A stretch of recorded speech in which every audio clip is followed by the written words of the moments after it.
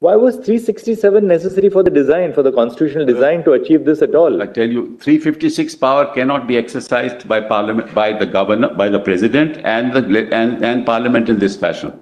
Independent of 367, cannot be done. Why? Because you are only acting as the legislature. You don't have any powers independent of the legislature. Under 356, that's Bomai has held that. You have no such powers. And the executive is only dealing with administration. It can't amend the constitution under 356. Therefore, they had to do this. There was no choice. I'll show Malas Bomai. Yes. But assuming for a moment that we suppose we disregard the 367 amendment. Even if you do, then you can't exercise it under 356 at all. That's even, Malas, it will be a dead letter. It will be inchoate. Because you can't amend constitutional provisions, Malas, through 356. You can only exercise the power of the state. Parliament can do it. Fair enough. Therefore, if that part of the notification, which amends 367, is kept aside for a moment, then what is the consequence? The consequence is that 356 power cannot be exercised in the same fashion. No. To achieve the same result. See, the 356 power is the power of the state legislature and the state executive. Yes. Which has now been vested in the President and in Parliament, respectively. Correct. You may be right for a moment, subject to hearing them, that look, how can you exercise the power to amend the Constitution by taking recourse to 356? Fair enough. We got that point and we'll hear them on that. But assume that we disregard this whole process of what took place under 367. Either disregard it or hold that it was constitutionally impermissible. Even so, does it affect? That's a separate issue, Malas. I'll address your lordships on that. Right. At the moment, I'm on this executive order. I'll come to 356. I'll come to the other issues later, Malas. Because ultimately, what you then do is Parliament is exercising power as a legislature, and Parliament is exercising powers under 356 as well. Correct, Malas? And as a legislature of the state, let's assume, the state had to convert itself into a constituent assembly in terms of 373. I think what they believed was they proceeded on a particular hypothesis that consultation with the constituent assembly is necessary. That's right. So therefore they said that all right, we are now going to replace the word constituent assembly by the word legislative assembly. Which they sought to achieve by amending the constitution. No, it's the recommendation of the constituent. It's not just converting it. You can't. The first step was to amend the constitution. Yeah, you recommend it to yourself because you have a political objective to recommend it, and Malas, you take the decision yourself. Yes. These are very problematic, Malas. And see the consequences of this. That means through an executive order, you can change any provision of the constitution because you have majority. But this majoritarian culture cannot destroy the edifice of what our forefathers gave us. So your argument, therefore, is that you cannot exercise the power under 356 to amend the constitution. Exactly. That point you... That's right. And they cannot possibly justify it unless there is some new jurisprudence that comes to light that they can do what they like as long as they have the majority.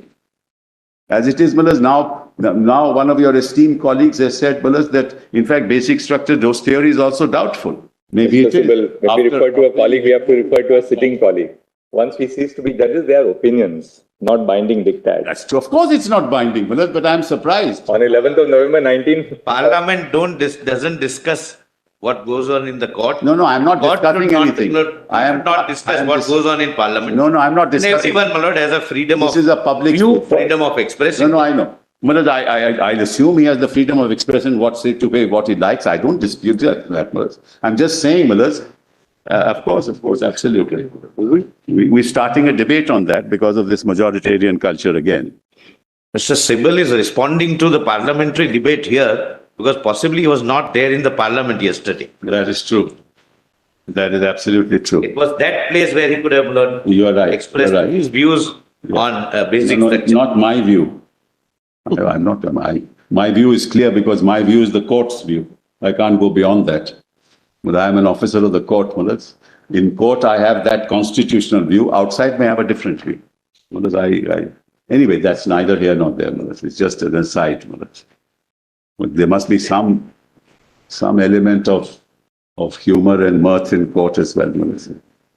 Not everything can't be this serious. We are Malas, Therefore, see the consequences of this. And then it is obviously clear that the government of India and Parliament recognized that the Legislative Assembly was the Legislative Assembly and could not be the Constituent Assembly, which is my interpretation. Therefore, it became necessary because they also knew that the Legislative Assembly can't be the Constituent Assembly. That's precisely what I've been arguing. And it says, shall read. This is an interpretation clause. Please appreciate, 367 is an interpretation clause. It's not a clause to substitute definitions. If you look at 367, the heading is interpretation. It's not substitution. You can't substitute definitions. You can only interpret. So it's outside of 367 itself, apart from many other things that I've pointed out. So we saw this notification. Yeah. Then what happened thereafter? We got your submission on this. Well, I just wanted to mention this. Your Lordship at one stage said the Legislative Assembly could be the Constituent Assembly. No. Legislative Assembly is a successor to the Constituent. We were saying what amendment they made. We didn't make a postulation that the Legislative Assembly could be the Constituent. Your Lordship said that as a consequence, now that there is no Constituent Assembly, why can't the Legislative Assembly? No. Anyway, I was a mistake. I'm sorry. That can never be a... That's good. Anyway, Malaz, let's move on, Malaz. Let's move on. Now, Malaz, I want to show your Lordship the original 367. Because originally the Sadri Riyasat had to, till 1965, had to be appointed on the recommendation of the Assembly. A name would be sent and they would agree. In 65, a change was made. In terms of which, Malaz, the President could directly appoint the government. That change happened in 1965 in the Constitution of Jammu and Kashmir. So like any other state. So slowly, in any case, Malaz, there was a slow but sure obliteration of the kind of autonomy that Jammu and Kashmir enjoyed. All laws were applicable, including TADA, POTA, UAPA, all laws are applicable there, except for land laws and personal laws, Malaz. Most laws of India are applicable there at this point in time, in any case.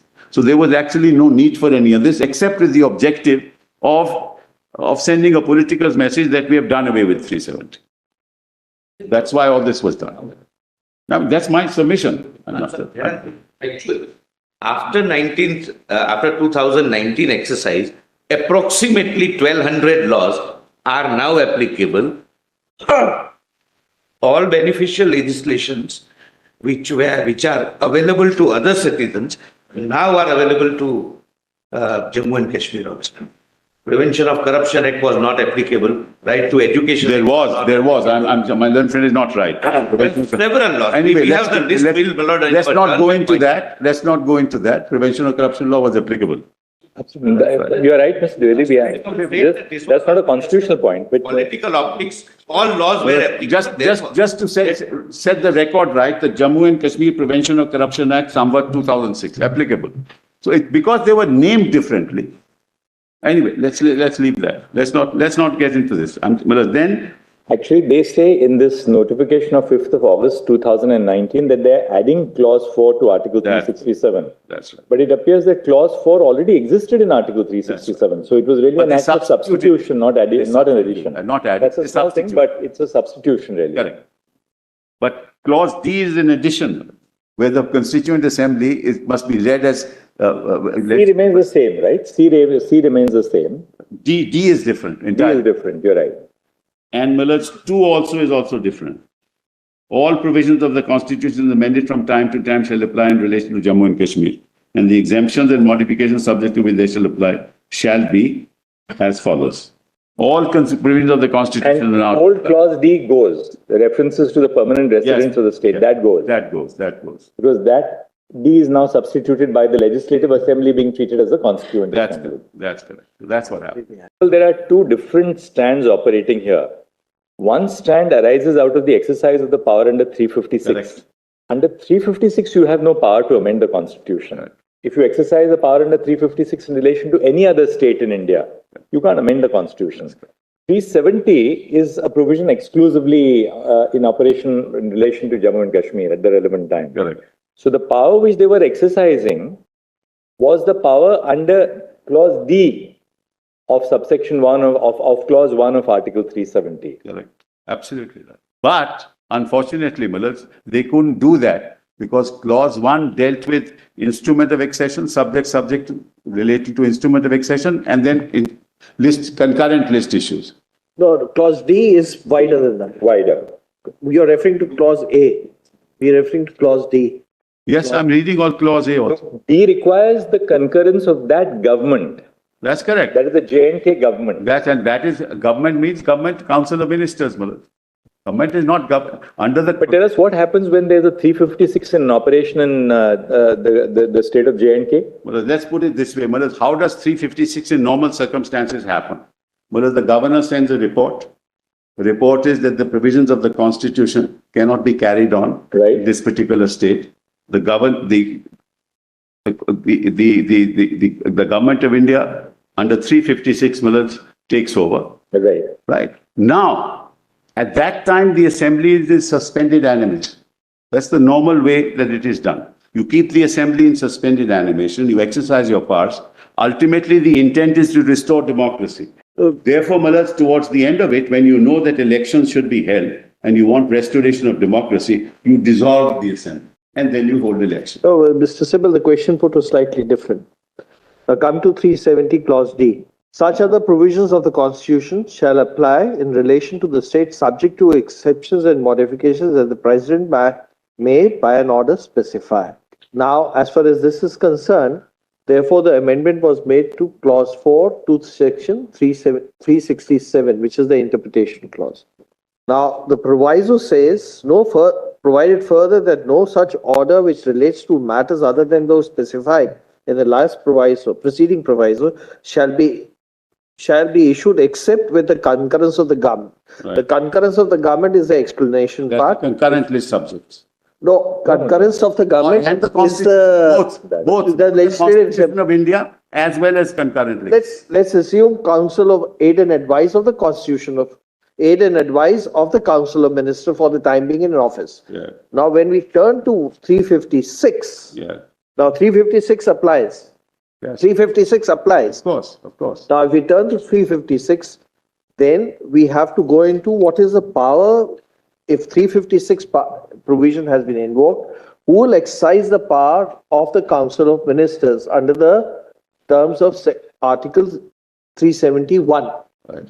So now the issue would be whether the governor could have exercised that power or not. But at the moment, I have not reached 356, Millers. May I make my submissions when I reach it, Millers? Okay. This is, I will delve into another. No, we are not on the validity of 356. Exactly. We are on the question of power. Millers, I'll be dealing with the power of 356, Millers, when we come to 356. What happens is that I will ultimately, Millers, my trend of thought will They be get disturbed. because I have. But we'll just formulate it and leave it at that. That once upon the proclamation under 356, all the powers of the government of the state are vested in the president. Administrative powers. Yes. Administrative. Then can the president, in the exercise of the second proviso to clause D of Article Amend the 371, Constitution. no, not amend the constitution, Yeah. exercise the power to grant a concurrence. Millers, concurrence by what? Which subjects? Please appreciate. Either the applicability of the Constitution, right, with modifications and exceptions, or Millers, applicability of list in the concurrent list. That's all. That's all that there is. It can't be more than that.